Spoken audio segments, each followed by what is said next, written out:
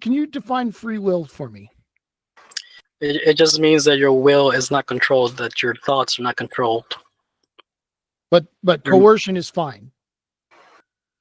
Yeah, because it's not an impedance on your mind. Okay. Else we're gonna have to say the government is controlling your free will. It's nonsense, right?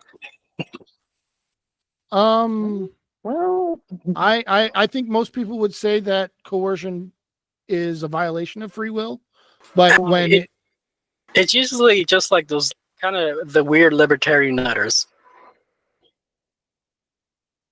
true. And I'm a libertarian, just to make sure. But us libertarians say to other libertarians.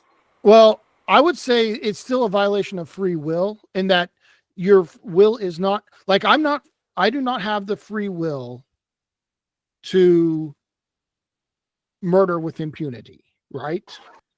Well, you do. You're just fearful of the consequences. There's consequences. Yeah, But so that makes it not free. I can't freely do that. No, that's what you're talking about is like you're not free to do whatever you want. This is basically like the argument, like, well, if I can't walk on the surface of the sun, then I have no free will. This is basically just that.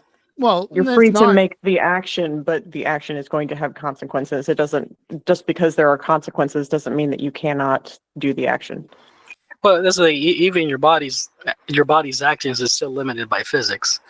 So if we extend free will to mean whatever limits the actions of your physical body, then you have no free will, because there's a lot of things that limit the actions of your physical body.